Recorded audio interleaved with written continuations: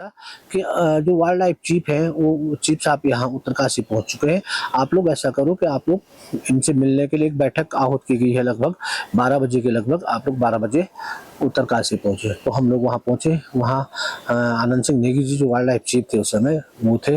उन्होंने सारे लोगों के एक जितने भी हम थे, जो संजय कुंवर का शिकारी दल भी वहाँ पहुँच चुका था, बाकी फॉरेस्ट वाले थे, जितने भी लोग थे सबको उन्होंने बिठाया और उन्होंने बताया, उन्होंने मैप निकाला। मैप में उन्होंने वो दूरियां बताया कि आप 41 किलोमीटर आप दिखा रहे पजियाण गाँव, परंतु थलन धरासू बैंड तक तो चलो हो सकता है, इतना दूर था, परंतु धरासू बैंड के बाद ये जो लेपर्ड होगा ये तो शॉर्ट निकला होगा, कहीं से निकला होगा, तो ये दूरी ज़्यादा से ज़्यादा 15 किलोमीटर 20 किलोमीटर आ रही है।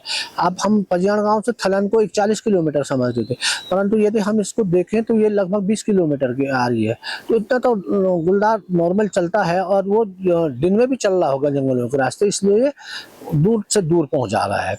और उन्होंने मुझे बताया रावत, क्योंकि मैं देख रहा हूँ कि जहां आप जा रहे हैं वहीं गुलदार नहीं दिख रहा है, और ये गुलदार आपकी आवाज़, आपकी गाड़ी की आवाज़ सब चीज़ जानता है, और ये आपको भी पूरी तरह से ट्रैक, जो आप ट्रैक कर रहे हैं इसको, ये आपसे पहले बहुत ज़्यादा तेज़ है, और ये आपकी आवाज़ सब पूरी समझ के ये पहले वहाँ से खिसक जा रहा है।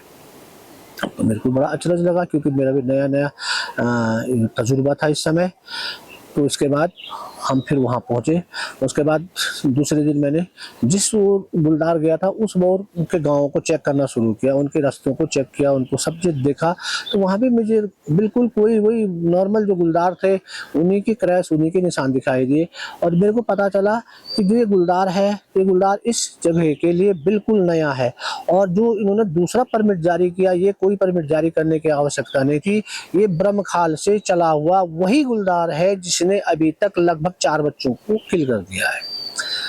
अब हमें पूरा विश्वास था कि ये एक ही गुलदार है, बल्कि ये जहां हम पहुंच रहे हैं उससे पहले उस प्लेस को छोड़कर आगे चल दे रहा है। मेरे को किसी ने हमें बताया कि ऊपर के साइड में कोई कश्मीरी है, और वो कश्मीरी वहाँ चिरान कर रहे थे, और कोई बता रहा था कि वहाँ कश्मीरी पे इसने अटैक किया है।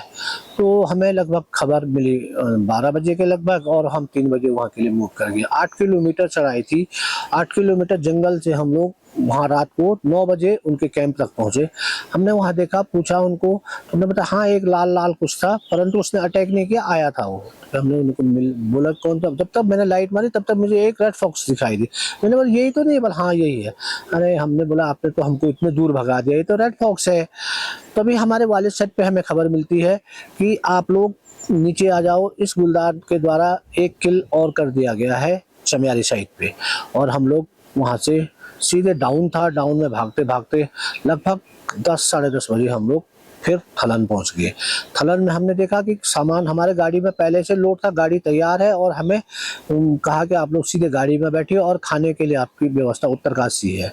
और हम लोग फटक से उत्तरकाशी पहुंचे, होटल में खाना खाया। उसके बाद उन्होंने बताया कि चमियारी यहाँ से धरासू बैंड के ठीक सामने है। तो फिर धरासू बैंड 1:30 बजे हम धरासू पे थे, 3 किलोमीटर पैदल था और चढ़ाई का रास्ता था, इसलिए हमारे पास बहुत सारी लाइटों के साथ और भी थे फॉरेस्ट वाले। कम से कम हम 10 या 15 आदमी जो थे उस चढ़ाई पे चढ़ रहे थे। और चढ़ाई पे चढ़ते चढ़ते जब हम लोग चमियारी पहुँचे तो वहाँ पे उन्होंने वो गुलदार बॉडी को लगभग 100 गज दूर ले गया था। वहाँ पे उन्होंने बॉडी रखी और आग जला रखी है। तो जब हम वहाँ पहुँचे तो हमने बोला आपने आग क्यों जलाई? बोला सर कि एक तो गुलदार का डर लग रहा था और ठंडा हो रहा था, इसलिए हम लोग उन्हें आग जला रखी है। तो मैंने बोला इनको आग बुझा दो। तो उन्होंने कहा कि सर आप लोग इस पे बैठो। मैंने बोला बॉडी पे बैठने की आवश्यकता तो है नहीं, ये गुलदार तो बॉडी पे आ नहीं रहा है। उसने हमको यहाँ आते हुए देख लिया, इसलिए वो निकल चुका होगा। फिर भी गांव वालों की शांति के लिए मेरे को मतलब उस पर एक पेड़ पे हमने थोड़ा एक तख्ता बंधवाया और उस पर बैठ गए। मैंने बोला मैं ठीक 5 बजे तक उस पर बैठूंगा, 5 बजे तक यदि गुलदार आ गया तो ठीक है, सुबह वाला एक मोमेंट है, उस पर क्या पता गुलदार आ भी सकता है, और नहीं तो 5 बजे मैं कॉल कर दूंगा। उसके बाद आप लोग आए और मैं 5 बजे जो चारों ओर इसके गाँव के हैं, मैं चारों ओर सर्च लाइट से थोड़ा देखूंगा गुलदार ये अब कहाँ जा रहा है। तो उसके बाद सारे गांव वाले अपने अपने घर चले गए। बॉडी को मैंने सब्बल ठोका, सब्बल पे तार द्वारा बॉडी को बांध दिया, और हम दो और मैं और हरी उस पेड़ पे बैठ गए। 5 बजे तक हमने वेट किया परंतु कोई भी गुलदार नहीं आया। तो उसके बाद हमने 5 बजे वाले सेट से उनको बताया कि आप लोग आ जाइए और हम थोड़ा सर्च लाइट से इसके गांव के चारों ओर थोड़ा देखता हूँ, क्या पता गुलदार का मूवमेंट मुझे पता चल जाए कि गुलदार कहाँ निकल रहा है। तो वो लोग वहाँ पे आ गए। उसके बाद मैं और हरी के साथ में उस लाइट के सहारे हमने गांव के चारों ओर राउंड मारा। चारों ओर राउंड मार के हमने लाइट चारों ओर दिखा रहे थे, तब कि हमको कहीं ना कहीं से गुलदार के जो आई साइड है, आई साइड कहीं से उसकी आंखें रिफ्लेक्ट करे और हमको महसूस हो कि गुलदार यहाँ है और ये अब कहाँ मूवमेंट कर रहा है, परंतु हमें कोई फायदा नहीं हुआ। लगभग 6:30 बजे जब रात खुली तो हम सबसे पहले ये देखा हमने कि इस गुलदार ने किस घर पे अटैक किया, किस घर से बच्चे को उठा के ले गया। तो वो घर गांव के सबसे पीछे वाला था। पीछे वाले घर में एक माँ, एक बेटा और एक बेटी। नीचे वाले मंजिल पे इनकी गाय भैंस थे और ऊपर वाले मंजिल में ये लोग शाम के समय 6 बजे आग जला रहे थे। बल्कि ऊपर पहले सीढ़ी थी, सीढ़ी के बाद ऊपर बरामदे में जाना था, बरामदे के बाद अंदर कमरा था, एक कमरे के अंदर आग जला रहे थे। तीनों बैठ के, उसकी मम्मी आग जला रही थी और दोनों बैठे हुए थे। तो ये गुलदार इतना दुस्साहसी हो गया था कि ये सीधे सीढ़ी से ऊपर चढ़ा। ऊपर चढ़ने के बाद ये बरामदे में आया और बरामदे के बाद ये सीधे कमरे में घुसा। कमरे से इसने इस बच्चे को उठा के मुंह पे पकड़ा और सीधे भाग गया। अब हमें ये सुन के बहुत ताज्जुब था कि ये तो पहली घटना है कि जो गुलदार दुमंजिले में चढ़ने के बाद कमरे के अंदर से बच्चे को उठा के ले जा रहा है। यानी इसकी जो साहस है वो साहस दूना बढ़ गया, बहुत ज़्यादा बढ़ गया। अब ये कुछ भी कर सकता है, कहीं भी अंदर घुस सकता है, किसी के कमरे में भी घुस सकता है ऊपर को। तो बहुत दुस्साहस था इसका। फिर उसके बाद जब पूरी रात खुल गई, रात खुलने के बाद हमने इसके पंजों के ट्रेस लेने शुरू किए कि कहाँ कहाँ ये गया है। उसके बाद जब हमने देखा कि उस घर के पीछे से एक गुलदार नीचे की ओर गया है, तो हम उसके पग चिन्हों को ट्रेस करने लगे और उसके पीछे चलने लगे। जब हम नीचे नीचे नीचे आए तो दोस्तों हमने देखा, जब वो क्योंकि जो 3 किलोमीटर जो चढ़ाई थी, उस चढ़ाई पे खच्चर भी चलते थे, जिसके कारण मिट्टी बहुत सारी भुरभुरी थी, मिट्टी बहुत ज़्यादा थी और धूल भी बहुत उड़ रही थी। पत्थर भी थे, छोटे छोटे गोल वाले पत्थर। तो उस पर हमने देखा कि जब रात को हम ऊपर आए हैं तो हमारे पग चिन्हों के ऊपर गुलदार के पग चिन्ह थे। इसका मतलब कि जब हम चमियारी पहुंचे तो ये गुलदार उसके बाद वापस नीचे गया है। उन्हीं निशानों को हम जब देखते देखते नीचे बढ़ रहे थे, तो उसके बाद गांव से जो 1-2 बुढ़े जो दूध देने के लिए नीचे जा रहे थे, वो हम पे चिढ़ने लगे, जी तुम यहाँ क्या देख रहे हो, गुलदार तो ऊपर है वहाँ। तो हमारे साथी लोग जो थे, जो लगभग 1 घंटे हम ट्रेस पे चलते चलते हो गया था, तो उन्होंने बोला यार तुम लोग अपना खड़पा झड़पे हो गए। तो फिर बड़े मुश्किल से हमने वो किया कि हमने बोला आप लोग जाइए, हम लोग अपना काम करने दो हमको।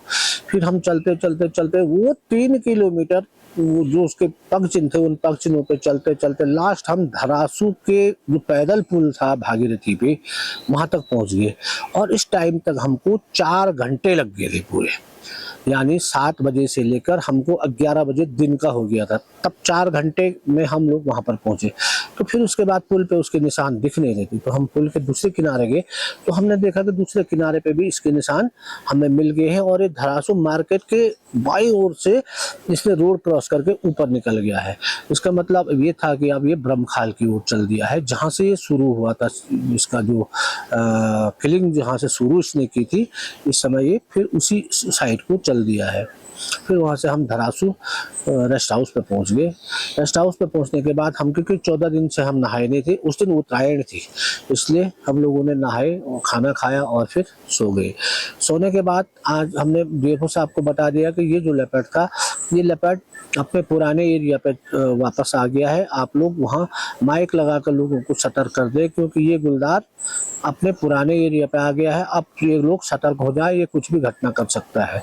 तो 3 गाड़ियों पे माइक लगा के वन विभाग ने सारे लोगों को सतर्क कर दिया था। अब शाम का था, जब हम उठे तो उसके बाद शाम की चाय पीने के बाद दोस्तों आज मैंने वन क्षेत्राधिकारी को ये कहा कि आज हम जिप्सी से सर्च नहीं करेंगे, बल्कि हमें किसी और गाड़ी की व्यवस्था कर दे। तो उन्होंने तुरंत एक छोटा ट्रॉला मंगा दिया। और ट्रॉला की छत पर बैठ के हम लोग ब्रह्मखाल की ओर निकल गए। अब हमको सबसे पहले सिलक्यारा जाना था, सिलक्यारा तक वहाँ पे। उसके बाद जब हम सिलक्यारा के बाद वापस लौटेंगे, क्योंकि जहाँ उसने फर्स्ट किल किया था वहाँ से हमको वापस लौटना था, तब तक अंधेरा हो जाए, और उसके बाद हम लोग इस रूट पे सर्च करेंगे। और बाकी जो गाड़ियाँ जो जिन पे बाइक लगे हुए थे उन लोगों को सावधान कर रहे थे। जब हम सिलक्यारा से वापस लौटे तो ब्रह्मखाल तक हम पहुंचे। ब्रह्मखाल के बाद जो हम पनौत पे पहुंच रहे थे तो उस समय 8:10 हो चुके थे। तो हमने लाइट से देखा कि एक घास वाले पहाड़ी से कोई दो आंखें बहुत तेजी से नीचे रोड की ओर आ रही है। तो हमने उसको जब ध्यान से देखा तो हमें लगा कि ये कोई दो आंखें नहीं बल्कि कोई लेपर्ड है, जो लेपर्ड बहुत तेजी से रोड पे आ रहा है। हमने गाड़ी रोक दी और जब देखा कि ये रोड पे पहुंच गया है तो उसके बाद हमने गाड़ी स्टार्ट की। जब हम गाड़ी स्टार्ट करके ब्रह्मखाल से जब हम पनौत पे पहुंचे तो पनौत पे पहुंचते हमने देखा कि एक बहुत बड़ा लेपर्ड जो है वो बाई रोड आ रहा है। और बाई रोड आते ही हमने जब वो ठीक हमारे सामने पहुंचा तो हमने फटक से गाड़ी बंद कर दी। और गाड़ी बंद करते ही लाइट जो उस पर मारी तो लाइट से रोड के नीचे निकल गया। रोड के नीचे निकला तो मैंने फटक से मैं जंप लेते हुए उस गाड़ी से नीचे मैंने रोड पे जंप ली। और हरी को मैंने बताया कि हरी जिस वो है उस साइड को लाइट मार। और मैं इस समय अपने राइफल नहीं ले गया था, क्योंकि मेरे को पता था कि यदि मैं राइफल से फायर करूंगा तो ये तो सिंगल बुलेट है, राइफल को एम करने में और उसके निशाने लेने में, क्योंकि टेलीस्कोपिक राइफल में थोड़ा निशाने लेने में टाइम लगेगा। इसलिए मैंने 12 बोर ली थी और 12 बोर में मैंने 2 LG डाले थे जिनमें 6 दाने थे। और 12 बोर से मैंने जो उसने लाइट मारी तो मैंने देखा एक झाड़ी के अंदर लेपर्ड घुस रहा है। उसका आगे का पोर्शन तो ऊपर चले गया है परंतु उसके 2 टांगे और पूंछ मेरे को दिख रही है और वो केवल मेरे से 20 मीटर की दूरी पर है। मैंने तुरंत उसके पीछे से फायर कर दिया। फायर करने से ये हुआ कि उसकी जो 2 टांगे थी वो दोनों टांगे उसके कमर से ब्रेक हो गई और बल्कि वो लुढ़क गया। लुढ़क करने के बाद वो जोर से दहाड़ा और दहाड़ने के बाद उसने जंप तो ली परंतु जंप कहाँ लेता, क्योंकि उसकी तो पीछे की टांगे जो जंप में उसको सहायता करती थी दोनों टांगे टूट चुकी थी, वो अपने जोर से उखड़ चुकी थी।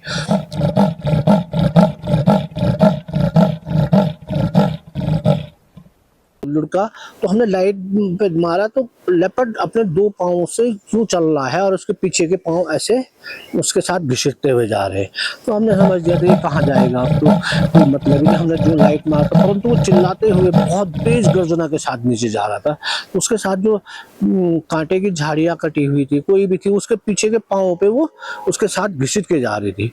तो नीचे एक नाला था तो हमको मालूम था कहाँ जाएगा, नाले तक तो जाएगा, बाकी इसके बाद ये ऊपर को तो उसने जाना नहीं है, जब भी जाएगा नीचे को ही जाएगा। और उसके बाद हमने उसको छोड़ दिया। मैं धरासू बंगले पे आ गया। वहाँ से मैंने कपिल जोशी DFO साहब को कॉल किया कि साहब हमने बाघ को फायर कर दिया है और इसकी 2 टांगें जो है वो पीछे की टूट चुकी है और वो सुबह हमें मिलेगा और सुबह हम इसको शूट कर देंगे। बोला ठीक है रावत, मैं सुबह मैं स्वयं आऊँगा। तो अब ऐसा था कि एक तो वो था कम से कम हमने लेपर्ड को फायर कर दिया, लेपर्ड वही लेपर्ड है ये तो हमें कंफर्म था क्योंकि वो बड़ा उसका साइज जो था वो साइज हमने देख रखा था, उससे लग रहा था कि वही लेपर्ड है। जब हम सुबह जल्दी 5 बजे के लगभग हम लोग धरासू पे पहुंचे तो धरासू में हमने चाय पीने के लिए दुकान वाले जो चाय बनाई थी सुबह बता रहे थे, उसने बोला अरे आप लोग तो बाघ मारने वाले।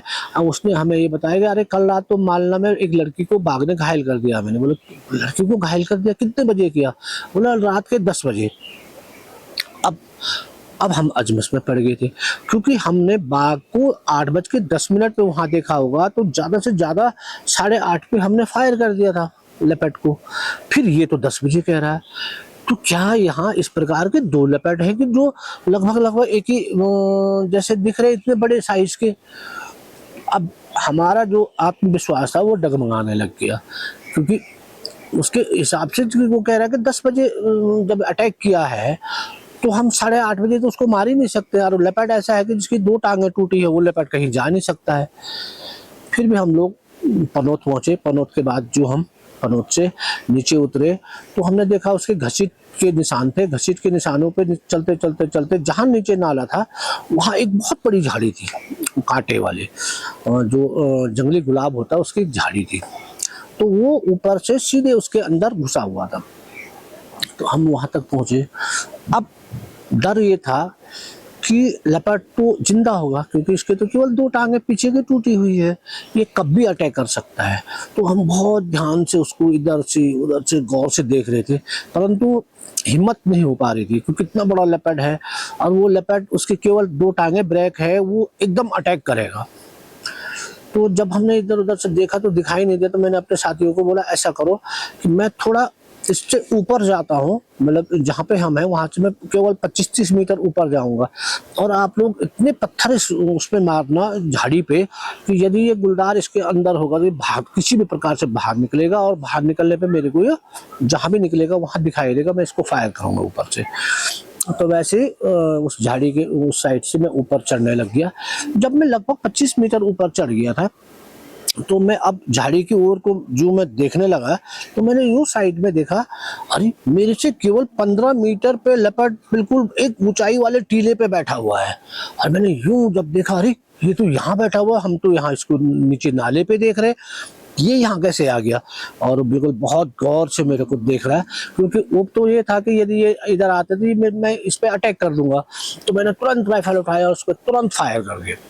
जो गोली मैंने फायर किया वो उसके चेस्ट पे लगी, और गुलदार जो हाथ दहाड़ते हुए सीधे फिर उस नाले में निकल गया नीचे। अब नाले से वो दोनों पांवों से उस पानी, जबकि उसमें पानी था परंतु कम था, तो वो उसको पार करने लग गया। पार माने कि उस पत्थरों से वो पार जाने लग गया। तो मैंने फिर ऊपर ही से दूसरी निशाना लिया और दूसरी गोली उसके चेस्ट पे फिर मार दी। फिर दूसरी गोली लगने के बाद वो वहीं पे वैसे ढेर हो गया पूरा। तो उसके बाद लेपर्ड मर गया था। अब सारे जो हमारे साथी लोग थे, तभी मुझे डेपो साहब का फोन आया कि रावत आप कहाँ पे हैं। मैंने कहा मैं पनूत के नीचे हूँ और लेपर्ड को हमने शूट कर दिया। बोला यार रावत मैं भी पनूत पे पहुँच चुका हूँ, आप मुझे लेने आ जाओ। मैं ऊपर गया, मैं डेपो साहब को लेने के लिए, क्योंकि वो जो नाला था लगभग 500 मीटर, हम उससे 500 मीटर से ही ज़्यादा होगा उससे नीचे पहुँच चुके थे। तो उसके बाद डेपो साहब मेरे साथ आए, तो ऐसे खेत से ही सीधे नाले को दिख रहा था नाला, और खेत के ऊपर से ही डेपो साहब ने देखा और बोला ना इतना बड़ा लेपर्ड। दोस्तों ये फोटो उसी नाले की है जहाँ पे गुलदार गिरा हुआ था, और ये फोटो में दिखाई दे रहा है कि नाले में कितना बड़ा गुलदार दिखाई दे रहा है। और ये इसकी फोटोग्राफ से इतना बड़ा लेपर्ड है जो। अच्छा बोलो, अरे रावत वही है, इतना बड़ा लेपर्ड तो यहाँ है ही नहीं। तो उसके बाद जो हम वहाँ गए तब तक एसटीओ साहब भी पहुँच गए। एसटीओ साहब भी सीधे जब गए और उन्होंने उसके सर को देखा, बोला रावत अरे रावत ये तो वही लेपर्ड। इस लेपर्ड के सर के बाल बिल्कुल छोटे हो गए थे तथा पिंजरे से छेड़ने के बाद इसने अपने कैनाइल तोड़ दिए थे। वो ओरिजिनल लेपर्ड है। और भी फॉरेस्ट वाले 1-2 आए, वो भी सब उसके सर को देख के बताए हाँ बिल्कुल वही लेपर्ड है। तो इससे मैं तो बड़ा ताजुब था, क्योंकि सर को देख के ये लोग कैसे पहचान रहे हैं लेपर्ड को। खैर उसके बाद जो भी लोग आए और वो डंडों की व्यवस्था की गई और उस गुलदार को बांधकर रोड पे ले आए। रोड के बाद उसको साथ में जिप्सी पे डाला और उसके बाद उसको ब्रह्मखाल ले गए। उन्होंने ब्रह्मखाल वालों से वादा किया था कि मैं 1 हफ्ते के अंदर आपको लेपर्ड मार के लाऊंगा यहीं ब्रह्मखाल पे, क्योंकि उस समय जब वहाँ पे किल हुआ होगा उस समय धरने में लोगों ने कुछ कहा होगा, इसलिए उन्होंने वादा किया था कि मैं जब भी लेपर्ड मार के वो मरेगा तो मैं आपको लाऊंगा यहाँ दिखाने के लिए। उसके बाद वहाँ पे और स्थानीय जनता ने मालाओं से हमारा स्वागत किया। सुदर्शन शाह जी, सचिव उत्तराखंड सरकार। और दोस्तों मैं एक चीज़ और आपको बता दूं, जो हम इसमें जब हम धरासू से आ रहे थे तो मैंने आपको बताया था कि किसी ने हमको बताया था कि मालना गांव में कल रात एक बच्ची को घायल किया है। तो उसी पे मैं अब आपको यहाँ पर से उस कहानी पे ले जा रहा हूँ। हाँ, ये लेपर्ड जब धरासू से जब चला था ऊपर को, तो उसके बाद धरासू के ऊपर कम से कम 6-7 किलोमीटर चलने के बाद ऊपर एक रोड जाती है मालना के लिए। ये उस मालना वाली रोड पे चले गया था, और उसके बाद वहाँ कोई शादी थी, और शादी में लोग सब बाजे बज रहे हैं और लोग पूरे नाच रहे हैं और बच्चे लोग थोड़ा इधर उधर थे। तो वहाँ एक लड़की थी प्रभा, वो उसकी उम्र उस समय 10-11 साल थी, और उस पे इस गुलदार ने अटैक कर दिया था प्रभा पे, और प्रभा को इसने अपने जो पंजों से इसने प्रभा को दबाया। तो वहाँ पे एक कोई लड़का सुरेश हाँ सुरेश नाम का कोई लड़का था जिसका नन्हीहाल था, वहाँ वो श्रीनगर का रहने वाला था। जब उसने देखा कि किसी लेपर्ड ने इस लड़की को अटैक कर दिया है तो उसने तुरंत अपने बेल्ट निकाली और बेल्ट से उसने उस लेपर्ड को 5-6 बेल्ट मार दी। अचानक अपने पे हुए हमले से गुलदार एकदम घबरा गया और वो उस लड़की को छोड़कर भाग गया। और बाद में 2005 में उस सुरेश जो लड़का था उसको बाल पुरस्कार से सम्मानित किया गया 26 जनवरी में। और जिस समय हमने आपको बताया कि वो दूर से 2 आंखें दिख रही थी, वो उस समय जब वो लड़की पे अटैक हुआ तो हल्ला गुल्ला हुआ, तो उसके बाद ये लेपर्ड सीधे वहां से भागते हुए नीचे रोड पे आ रहा था, इसलिए हमको वहां से दूर से बहुत तेजी से नीचे आता हुआ दिखाई दिया था। तो उसके बाद डेफिनेटली हो गया था कि अब जो क्योंकि उस समय का जो समय था वो समय उसने 10 बजे इसलिए बताया हमें क्योंकि वो लड़की घायल होने के बाद गाड़ी की व्यवस्था करने के बाद वो धरासू पे लगभग रात को 10 बजे पहुंची थी, इसलिए उसने 10 बजे का टाइम बताया था। दूसरी बात मैं आपको इसमें और बता दूं कि जब कहानी शुरू हुई थी तो मैंने आपको बताया था कि इंसान की गलती के कारण ये आदमखोर बन गया था।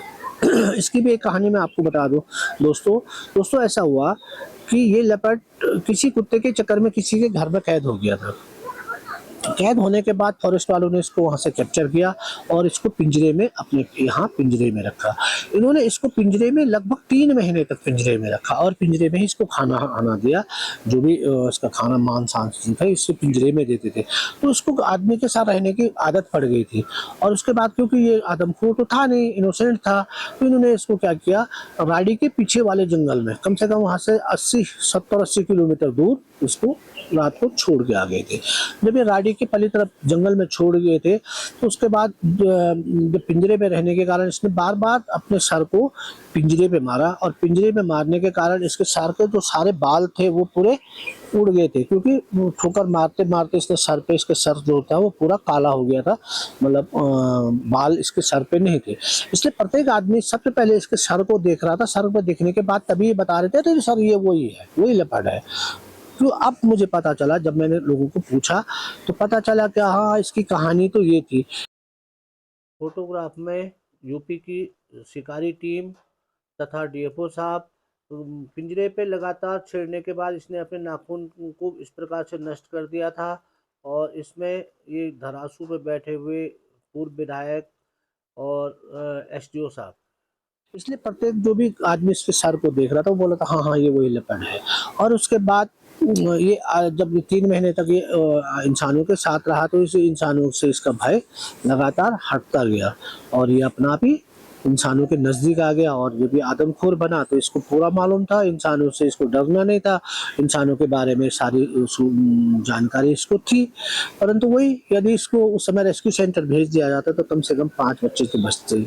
अच्छा दोस्तों, ये मेरी पहली कहानी थी क्योंकि मैंने अब इससे पहले अभी तक कोई कहानी अपने मुंह से आप लोगों को नहीं बताई थी। इसमें बहुत सारी गलतियां हुई होंगी, अब आशा करता हूं कि मैं इन गलतियों में सुधार करूंगा और आपको एक और नए नए अनुभव जो है अपने 55 अनुभव को मैं आपको सुनाऊंगा, जो मेरा चैनल है लखपत रावत 55 के नाम पे। ये वीडियो पसंद आए तो इसको लाइक करें, शेयर करें और तथा सब्सक्राइब करें। बहुत बहुत धन्यवाद दोस्तों।